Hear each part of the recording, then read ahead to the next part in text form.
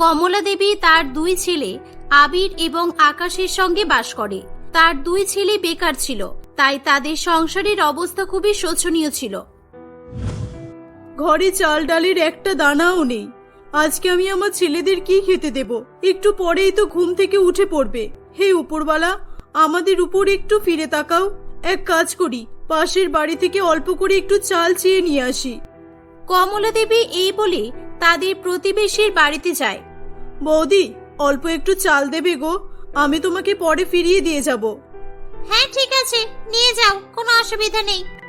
কমলা দেবী চাল নিয়ে এসে ভাত রান্না করে ফেলে, কিন্তু তার ছেলেরা শুধু ভাত খাবে কিভাবে সে তাই নিয়ে এবার চিন্তায় পড়ে।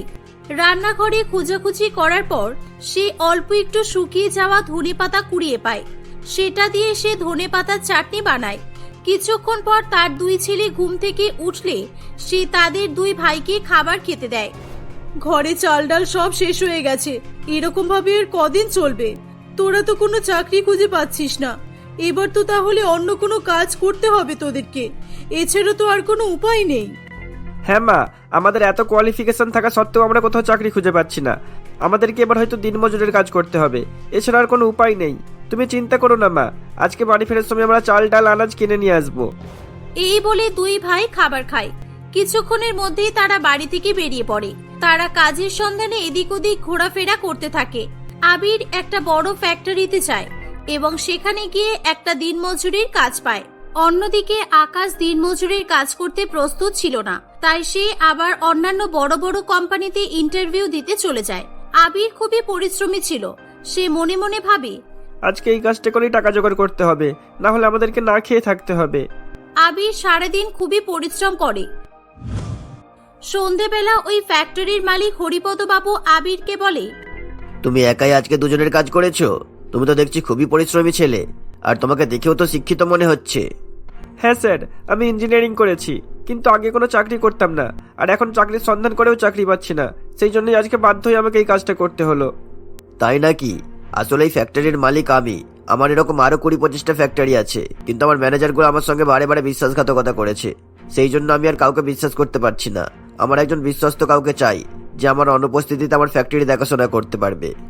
স্যার, আপনি আমার উপর বিশ্বাস করতে পারেন, আমি কখনোই আপনার সঙ্গে বিশ্বাসঘাতকতা করব না। আমার মা আমাকে এরকম শিক্ষা দেয়নি। আর তোমার বাবা বেঁচে নেই? শুধু মায়ের কথা বললে, বাবার কথা বললে না যে। তোমার বাবার নাম কি? না না, আমার বাবা বেঁচে আছে। আমার বাবার নাম হলো হরিশচন্দ্র চৌধুরী। আবিরের মুখে তার বাবার নাম শুনে হরিপদ বাবু খুবই অবাক হয়। কি, তুমি হরিশচন্দ্র চৌধুরীর ছেলে? তুমি কোন হরিশচন্দ্রের কথা বলছো? ওই শহরের top most industrialist mister Harishchandra বাবুর কথা বলছো, নাকি অন্য কেউ? হ্যাঁ, আপনি ঠিকই বুঝেছেন। ওই কোটিপতি লোকটাই আমার বাবা, আর ওনাকে আমার বাবা বলতে ঘৃণা করে। ওনার সঙ্গে আমাদের কোনো সম্পর্ক নেই। আমরা দুই ভাই আমার মাকে নিয়ে আলাদা থাকি। সে কি, তুমি কোটিপতির ছেলে হয়ে দিনমজুরের কাজ করছো? এটা কি করে সম্ভব? আর তুমি তোমার বাবার সঙ্গে থাকো না কেন? কি হয়েছে তোমাদের মধ্যে? হ্যাঁ, দিনমজুরের কাজ করছি, কারণ আমার বাবা কোটিপতি, আমি নই। আমার বাবা আমাদের সঙ্গে বিশ্বাসঘাতকতা করেছে, বিশেষ করে আমার মায়ের সঙ্গে। আবির হরিপদ বাবুকে তাদের জীবনে ঘটে যাওয়া কয়েক মাস আগের কাহিনী বলতে থাকে। আবির এবং আকাশ দুই ভাই হাসি খুশি তাদের বাবা এবং মায়ের সঙ্গে বাস করত। হরিশ্চন্দ্র বাবু কোটিপতি হওয়ায় তার টাকা পয়সা সম্পত্তির কোনো অভাব ছিল না, তাই সে তার ছেলেদের নিজের পায়ে দাঁড়ানোর জন্য কোনোদিনও পরামর্শ দিত না।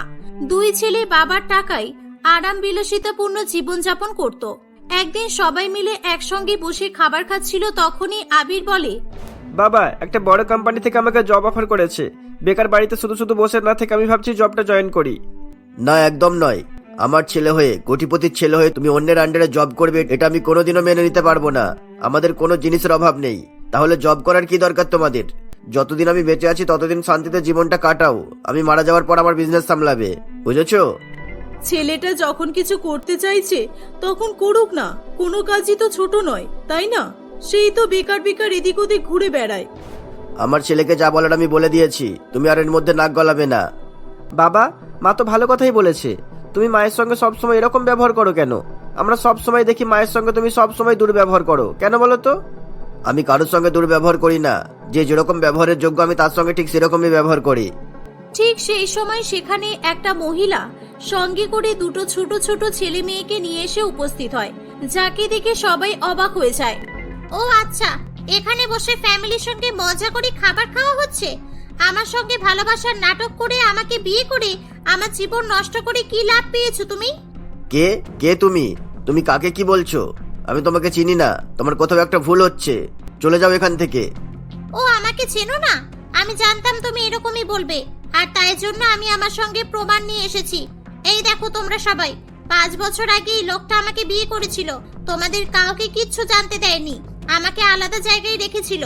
কিন্তু কয়েক মাস আগে থেকে আমার সঙ্গে সম্পর্ক রাখা বন্ধ করে দিয়েছে। আমি আমার ছেলে মেয়েদেরকে নিয়ে পথে নেমে পড়েছি। হরিশ, এই মহিলা কি বলছে? এই যা বলছে, এ কি সব সত্যি বলছে?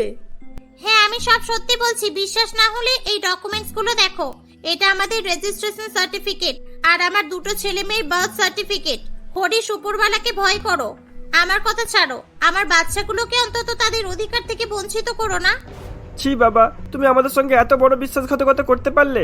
তোমার বাইরে ওই মহিলাটার সঙ্গে অ্যাফেয়ার চলছিল, আর সেই জন্যই তুমি মাকে সহ্য করতে পারতে না? অনেক হয়েছে, আর নয়। তোমার মতো নিচু মনের মানুষের সঙ্গে আমি আর এক মুহূর্ত থাকতে পারবো না। আমি আমার ছেলেদেরকে নিয়ে এখান থেকে বেরিয়ে যাব। তোমার বাড়ি গাড়ি টাকা পয়সা সম্পত্তি কিচ্ছু লাগবে না আমার। তোমার মতো নির্লজ্জ মানুষের মুখও আমি দেখতে চাই না। এই বলে কমলা তার 2 ছেলেকে নিয়ে বাড়ি থেকে বেরিয়ে যায়।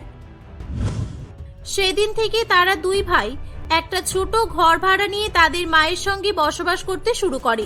মুহূর্তের মধ্যেই বিলাসবহুল জীবন থেকে তাদের জীবন দরিদ্রময় হয়ে পড়ে। আবির এবং আকাশ দুজনেই চাকরির সন্ধানে এদিক ওদিক করতে থাকে, কিন্তু তারা কোনো চাকরি পায় না। এরকম ভাবে কয়েক মাস কেটে যায়। আজকে আবির বাধ্য হয়ে দিনমজুরির কাজ করতে শুরু করেছিল। তোমার দুঃখের কথা শুনে খুবই খারাপ লাগলো। তুমি চিন্তা করো না, আজকে থেকে তুমি আমার ফ্যাক্টরির ম্যানেজার। আমি তোমার উপর আমার ফ্যাক্টরির সমস্ত দায়িত্ব দিতে চাই। এই নাও, আমি তোমাকে কিছু অ্যাডভান্স টাকাও দিচ্ছি। আবির খুবই খুশি হয়ে বাড়ি এসে তার মাকে সব জানায়। অন্যদিকে আকাশও সেদিন একটা অনেক বড় মাল্টিন্যাশনাল কোম্পানিতে চাকরি পেয়েছিল। সেও মিষ্টি নিয়ে বাড়িতে ফিরে এসেছিল। 2 ছেলে একই দিনে চাকরি পেয়েছে বলে কমলা দেবী ভীষণ খুশি হয়। দুজনে মন দিয়ে নিজের নিজের কাজ করতে থাকে। এরই মধ্যে আবির তার ফ্যাক্টরির মালিক হরিপদ বাবুর মেয়ে বর্ণালীর সঙ্গে সম্পর্কে লিপ্ত হয়ে পড়ে। অন্যদিকে আকাশও তাদের কোম্পানির মালিকের মেয়ে ঋত্বিকাকে পছন্দ করে ফেলেছিল, কিন্তু তারা বাড়িতে কিছু বলার সাহস পাচ্ছিল না, কারণ তাদের মা বড়লোকেদের পছন্দ করত না। তাই সে তার 2 ছেলের জন্য গরিব মেয়েদের সন্ধান করছিল। ভাই, এবার আমাদের কি হবে? মা তো বড় লোকেদের পছন্দ করে না, আর আমরা 2 ভাই দুজনেই কোটিপতির মেয়েকে নিজেদের জীবন সঙ্গিনী করবো বলে ঠিক করে ফেলেছি। মা তো কিছুতেই কোটিপতির মেয়েদের সঙ্গে আমাদের বিয়ে দেবে না রে। হ্যাঁ দাদা, এটা নিয়েই তো আমার ভীষণ চিন্তা। দাদা, আমার মাথায় একটা খুব ভালো বুদ্ধি এসেছে। আমরা যদি বর্ণালী আর ঋত্বিকাকে গরিব সাজিয়ে মায়ের কাছে নিয়ে আসি, তাহলে কেমন হবে? মা তো কিছুতেই জানতে পারবে না, আর তাছাড়া আমাদের কাছে তো কোনো উপায়ও নেই।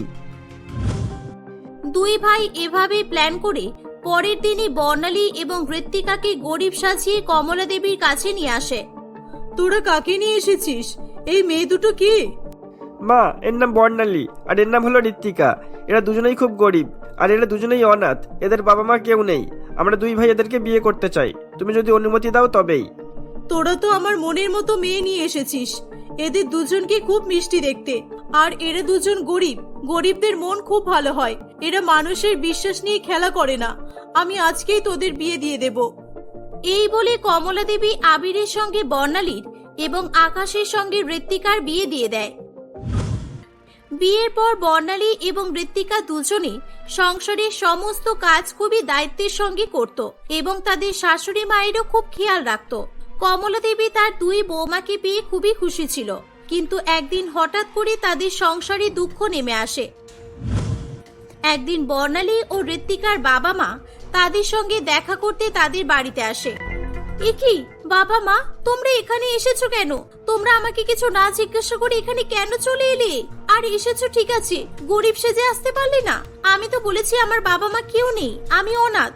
আমার শাশুড়ি মাকে আমি এটাও বলে দিতে পারতাম যে তোমরা আমাদের কাকা কাকিমা হও, কিন্তু তোমরা এরকম বড় লোক হয়ে কেন এসেছো? তাও আবার গাড়ি নিয়ে এসেছো। হ্যাঁ, আর তোমরাও এখানে কেন এসেছো মা? তোমরা জানো না আমাদের শাশুড়ি মা বড় লোকেদের পছন্দ করে না? সেই জন্য তো আমরা তোমাদেরকে এখানে আসতে বারণ করেছিলাম। তোমরা এখান থেকে তাড়াতাড়ি চলে যাও, আমাদের শাশুড়ি মা দেখে ফেললে বিপদ হয়ে যাবে। মা বর্ণালী, কতদিন হয়ে গেল তোকে দেখিনি। আমাদের কি ইচ্ছা করে না একবার মেয়েটা কেমন আছে দেখতে আসার? আর এরকম ভাবে গরিব সেজে তুই কতদিন থাকবি? একদিন না একদিন তোর শাশুড়ি মা তো সব জানতেই পারবে, তখন কি হবে তুই একবারও ভেবে দেখেছিস? আমি সবকিছু জেনে গেছি। আবির, আকাশ, তোরা দুজনেই তোদের বাবার মতোই বেরোলি। তোরাও তোদের বাবার মতো আমার সঙ্গে বিশ্বাসঘাতকতা করলি। তোদের বাবা একজন কোটিপতি ছিল, আর আমাকে ধোকা দিয়ে অন্য একটা মহিলার সঙ্গে সম্বন্ধ রেখেছিল। আর তোরা ঠিক একই রকম ভাবে আমাকে ধোকা দিয়ে আমার সঙ্গে বিশ্বাসঘাতকতা করে কোটিপতির মেয়েদের সঙ্গে বিয়ে করেছিস। তোদের বাবার সঙ্গে তোদের আর কোনো পার্থক্য রইল না। মা, এরকম বলো না। আমাদের এটা ছাড়া আর কোনো উপায় ছিল না। আমি বর্ণালীকে খুবই ভালোবাসি, একে ছাড়া আমি থাকতে পারবো না। আর তুমি তো বড় লোকেদের পছন্দ করো না, সেই জন্যই বাধ্য হয়ে আমরা এই প্ল্যানটা করেছিলাম। কিন্তু মা, সবাই তো একই রকম হয় না, বলো? হ্যাঁ মা, সবসময় বড় লোকেরাই যে খারাপ হয় এরকম কোনো ব্যাপার নেই। এতদিন তো তুমি বর্ণালী আর ঋত্বিকার সঙ্গে আছো, তুমি ওদেরকে গরিব ভাবতে, কিন্তু এরা গরিব নয়, এরা বড় লোক। তবুও কি এরা বড় লোক হওয়ার কোনো অহংকার করেছে? তোমাকে তো নিজের মায়ের মতো করে ভালোবেসেছে, তারপরেও তুমি কেন এদের স্বীকার করছো না? কমলা দেবী তার দুই ছেলের কথা শুনে তার ভুল বুঝতে পারে। তোরা ঠিকই বলেছিস বাবা, আমার চিন্তা ভাবনা ভুল ছিল। আসলে আমি তোদের বাবার রাগ তোদের উপর দেখাচ্ছিলাম। তোর বাবা যে ভুল করেছে সেই ভুলের শাস্তি তোরা কেন পাবি? বর্ণালী আর ঋত্বিকা দুজনেই খুবই ভালো মেয়ে। এরা ধনী হোক কিংবা গরিব আমার কিচ্ছু যায় আসে না। আমাকে ক্ষমা করে দাও বৌমা। এভাবেই তাদের মধ্যে সমস্ত ভুল বোঝাবুঝি দূর হয়ে যায় এবং তারা সবাই মিলে হাসি খুশি বসবাস করতে থাকে। সন্দীপুরে হিমাংশুবাবু বেশ আনন্দের সঙ্গে তার পরিবারকে নিয়ে বাস করত। সে একটি এয়ার কন্ডিশন তৈরির কারখানায় মোটা টাকার বেতনে কাজ করত। তার পরিবারে তার স্ত্রী মহিমা দেবী, বড় মেয়ে ইন্দ্রাণী এবং এক ছেলে ইন্দ্রনীল থাকত। কয়েকদিন আগেই ইন্দ্রাণী বিএসসি কমপ্লিট করেছে, আর ছোট ছেলে এখনো কলেজে পড়াশোনা করছে। একদিন, আরে ইন্দ্রাণী, আজ বাড়িতে কোনো লোক এসেছিল নাকি? মানে আমিও ইলেকট্রিক মিস্ত্রির আসার কথা বলছিলাম। এতক্ষণে তো এসে পড়ার কথা, তাই না? না না মা, কেউ আসেনি, আর এত দূরে কেউ আসবেও না। আর মা, এই পাখাটা না সারিয়ে বাবাকে তো একটা এয়ার কন্ডিশন কেনার কথা বলতেই পারো। যা গরম পড়েছে, আমি তো জাস্ট ঘামে ভিজেই যাচ্ছি। কি বলবো বল, তোর বাবাকে তো আমি সবসময় বলি, কিন্তু বলেও কি লাভ জানিস তো? ঘরানির ঘর ভাঙা। আর তোর বাবারও তো তাই। এসি কোম্পানিতে কাজ করলে কি হবে? সেই প্রথম থেকেই উনি এরকম, বাড়ির সকলকে কষ্ট দেবে। দেখ না, তোদের যদি এরকম হয় তাহলে আমি এত বছর ধরে এই এলাকায় গরমের মধ্যে, তাও আবার রান্নাঘরের মধ্যে কিভাবে কাটাই বলতো? তারা দুজনে কথা বলছিল, ঠিক তখনই সেখানে হিমাংশুবাবু ও ইন্দ্রনীল আসে।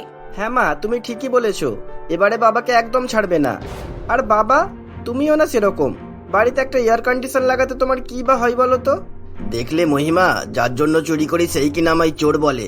আমি এখনই ওর কলেজের ফিস ভরে টাকা শেষ করে আসছি, আর উনিই কিনা আমায় কৃপণ বলছে। এগুলো কি মানা যায় বলো?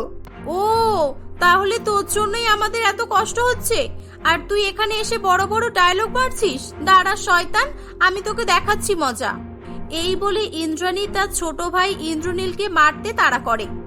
আসলে তাদের পরিবারটা এরকমই হাসি খুশি ছিল, কিন্তু তারা যে সন্দীপুর এলাকায় বাস করত সেখানকার গ্রীষ্মকালীন তাপমাত্রা অনেকটাই বেড়ে যেত। কখনো কখনো সেটা 40 ডিগ্রির উপরে উঠে যেত। এভাবেই বেশ কয়েকদিন কেটে যায়। ইতিমধ্যে ইন্দ্রাণীর বিয়ে সঞ্জুর সঙ্গে ঠিক হয়ে যায়, আর তার বিয়ে কয়েক সপ্তাহ পরে, মানে মে মাসের প্রচন্ড গরমে ঠিক করা হয়েছিল। আর হ্যাঁ, তুইও মরার আর সময় পেলি না বল। জানিস তো এই বাড়িতে এসি নেই, আর পাখাগুলোও ভালোভাবে ঘোরে না। তার উপর এই প্রচন্ড গরমে বিয়ে করার জন্য হ্যাঁ করে দিলি? বাহ, একেই বলে প্রেম। নিজে তো রোগা শুকনো কাঠির মতো, সূর্য মাথায় উঠে পড়লেও এক ফোঁটা ঘাম বেরোবে না। অন্তত আমার কথাটা একবার তো ভাবতে পারতিস। দেখ, এমনিতেই আমার মাথা গরম আছে, আর তার উপরে আমার মাথাটা আর গরম করাস না। এত মোটা হয়েছিস কেন? কম খেতে পারিস না? সারাদিন তো খালি গায়ে ঠান্ডা মেঝেতে গন্ডারের মতো শুয়ে পড়ে থাকিস, আর শুধু ঠান্ডা ঠান্ডা জল খাস। তাহলে আমরা জামা কাপড় পরে থাকি, আমাদের কি হয় বলতো? আর বিয়েটা কি আমি ইচ্ছা করে এই ডেটে ফেলেছি যে আমাকে বলছিস? ইন্দ্রাণী ঠিকই বলছিল। আসলে ইন্দ্রাণী ও সঞ্জু প্রথম থেকে একে অপরকে ভালোবাসতো, আর তাদের এই সম্পর্কটা তাদের দুই পরিবার মেনেও নিয়েছিল। কিন্তু তাদের দুজনের বিয়ে ঠিক হয়ে থাকলেও বিয়ের দিন ঠিক ছিল না। কয়েকদিন আগে সঞ্জুর মা মৃণালী দেবীর শরীর খুব খারাপ করায় হঠাৎ করে সঞ্জু ইন্দ্রাণীর বাড়িতে এসে তাদের বিয়ে ঠিক করেছিল। হ্যাঁ, ও ঠিকই বলছে, এতে ওর কোনো দোষ নেই। তোর জামাই বাবুর মায়ের শরীর খারাপ, আর তাই ওরা তাড়াতাড়ি ইন্দ্রাণীকে বাড়িতে নিয়ে যেতে চাইছে। আর তুই এখানে শুয়ে শুয়ে ডায়লগ মারিস না তো। এই নে, এই খালি বোতলগুলো নিয়ে তাড়াতাড়ি জল ভরে নিয়ে আয়। খালি ঠান্ডা জল খেলে হবে না, বুঝলি? মাঝে মধ্যে জল নিয়েও আসতে হয়। হ্যাঁ হ্যাঁ, আমি তো এই বাড়ির রামু কাকা, তাই না? সারাদিন শুধু সকলের কথাই শুনে যাচ্ছি। ওর বিয়ে হচ্ছে গরমে, আর আমার অবস্থা ঢিলে হচ্ছে।